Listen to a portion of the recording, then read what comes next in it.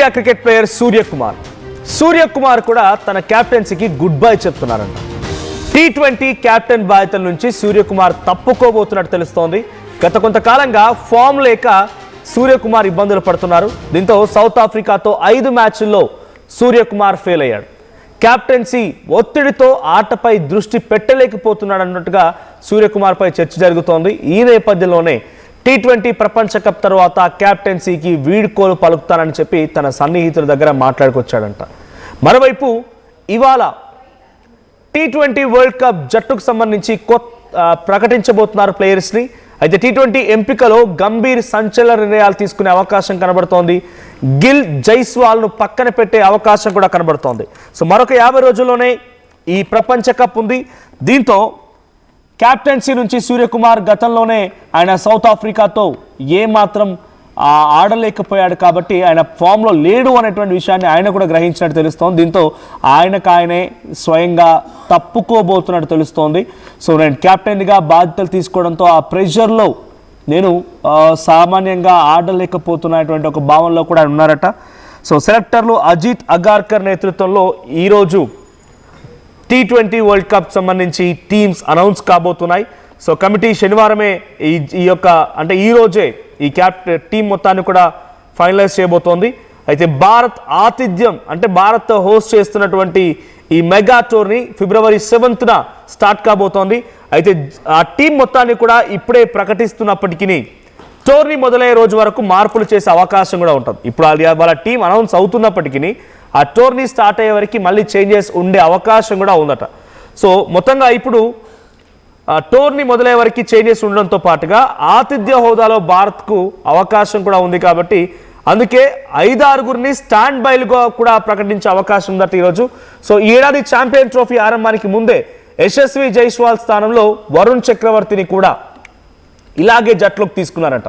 ఇక T20 ప్రపంచ cup Varun చక్రవర్తిని ఇలాగే తీసుకున్నారు కాబట్టి కొత్తగా ఎవరికైనా అవకాశం వచ్చినా కూడా ఆ రకంగానే తీసుకునే అవకాశం ఉంటుంది. స్టాండ్ బైలో కూడా 5-6 ఉంచుకోవాలనే ఆలోచన సెలెక్టర్లు చేస్తున్నారంట. సో T20 ప్రపంచ కప్ ముందు జనవరిలో స్వదేశంలో న్యూజిలాండ్తో ఒక చాలా తక్కువ సెలెక్టివ్ ఓవర్లతో కూడా ఈ టీంకి సంబంధించి సిరీస్లు ఉండే అవకాశం ఉందట.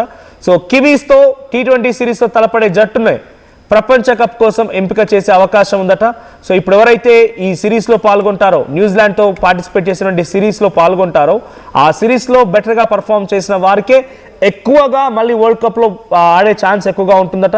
ఇక సెలెక్టర్లు ప్రకటించబోయేటువంటి జట్టులో ఆశ్చర్యపరిచే పెద్దగా నేమ్స్ ఏమి ఉండకపోవచ్చు. So captain Suryakumar Yadav, vice captain Shubman Gill పేలవ ఫామ్తో ఇబ్బంది పడుతున్నప్పటికీ వీళ్ళిద్దరూ జట్టులో కొనసాగడం ఖాయం. కానీ క్యాప్టెన్స్గా ఉంటారా అనేదే ఇక్కడ బిగ్గెస్ట్ క్వశ్చన్ మార్క్. సో క్యాప్టెన్గానే కాకుండా ఇతరత్ర ఆటలో కూడా వాళ్ళు రాణించగలుగుతారు కాబట్టి సూర్యకుమార్ యాదవ్కి ముఖ్యంగా క్యాప్టెన్ నుంచి తొలగించి ఆయనకి అంత అదనపు బాధ్యత లేకుండా ఆయన పర్ఫార్మెన్స్ని కొంత యూజ్ చేసుకునే అవకాశం కనబడుతోంది. సో గత సౌత్ ఆఫ్రికాతో మ్యాచ్ల్లో ఆయన చాలా ఇట్టే అవుట్ అయిపోవడం, స్కోర్ చేయలేకపోవడం, ఫామ్లో లేకపోవడం అనేక రకాల ఇబ్బందులు పడ్డాడు. సో క్యాప్టెన్ ఉండడంతో ఆ ప్రెషర్లోనే బెటర్గా పర్ఫామ్ చేయలేకపోయాడనేది ఆయన కూడా భావించారట. సో సెలెక్టర్లు కూడా ఇదే రకంగా ఆలోచిస్తున్నారు కాబట్టి ఆయన్ని తప్పించి కెప్టెన్సీ నుంచి తప్పించి ఆయనకి అదనపు బాధ్యతలు లేకుండా ఆయన ఈజీగా గేమ్ ప్లాన్ పైన చూసుకునే విధంగా, గేమ్ ఆడే విధంగా, గేమ్లో మంచి పర్ఫార్మెన్స్ చూపించే విధంగానే కట్టడి చేయాలనే రకంగా సెలెక్టర్లు కూడా అనుకుంటున్నారంట. సో దీంతో శుభ్మన్ గిల్ అండ్ సూర్యకుమార్ ఇద్దరిని కూడా కొంత కెప్టెన్, వైస్ కెప్టెన్ బాధ్యతల నుంచి తప్పించే అవకాశం కనబడుతోంది. ఇక T20 ప్రపంచ కప్కి సూర్యకుమార్ కెప్టెన్గా కాకుండా ఆటగాడిగా ఆడే అవకాశం ఉంది. సో శుభ్మన్పై వెయిట్ వేసి యశస్వి జైస్వాల్ లేదా ఇషాన్ కిషన్కి ఆ స్థానంలో భర్తీ చేసే అవకాశం ఉంది. ఇక కెప్టెన్గా ఎవరుంటారనేది కొంత బిగ్గెస్ట్ క్వశ్చన్ మార్క్. సో సూర్య, గిల్కు అటు అభిషేక్, తిలక్ బ్యాటర్లుగా కనుక ఇండివిజువల్ గేమర్లుగా కనుక కొనసాగితే ఇక డెఫినెట్గా ఒక బిగ్గెస్ట్ విక్టరీని సాధించే అవకాశం ఉన్నట్టుగా సెలెక్టర్లు భావిస్తున్నారు.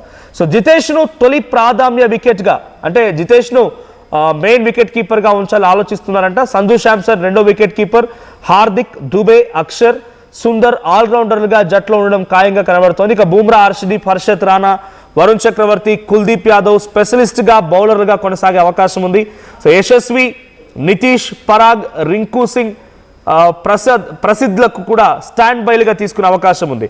యశస్వి, నితీష్, పరాగ్, రింకు సింగ్, ప్రసిద్ధులను కూడా స్టాండ్ బైలో తీసుకునే అవకాశం. సో ఇండియా హోస్ట్ చేస్తోంది కాబట్టి ఈ మ్యాచెస్ని కొంత స్టాండ్ బైలుగా ఎక్కువగా ఉంచుకొని ఈసారి బెటర్ పర్ఫార్మ్ చూపించాలనే ఆలోచనలో సెలెక్టర్లు ఉన్నారు.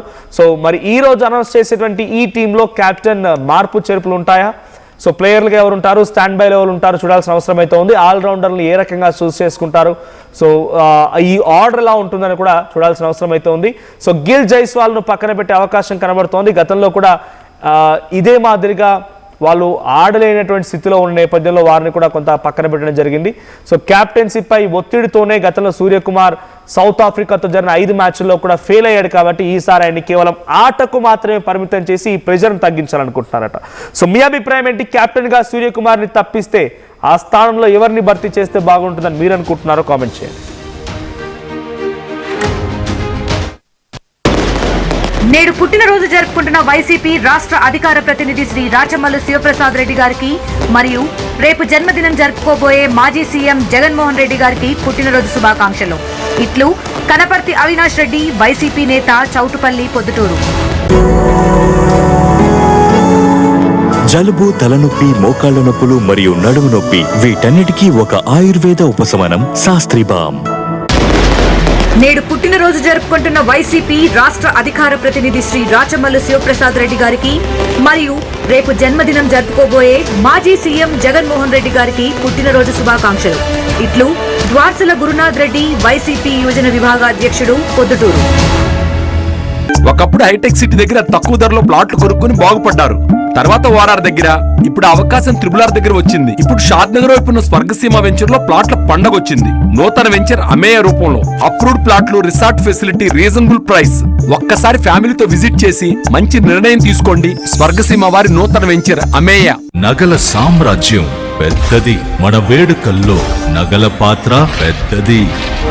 నగల్లో మన సంప్రదాయం అది పెద్దది. అదే విధంగా నగలు కొనేటప్పుడు మీ సేవింగ్స్ కూడా ఇకపై పెద్దగా ఉంటుంది. అన్ని నగల తరుగును ముందు కన్నా ఇంకా తగ్గించాం. ఈ తక్కువ తరుగును చూస్తే వెంటనే నగలు కొనేస్తారు. డైమండ్ జ్యువెలరీ ధరలు కూడా పెద్ద లెవెల్లో తగ్గించాం. ఇకపై అందరూ డైమండ్ జ్యువెలరీ కొనుక్కోవచ్చు. ఏ ఆఫర్లోనూ పక్కదారి పట్టకండి.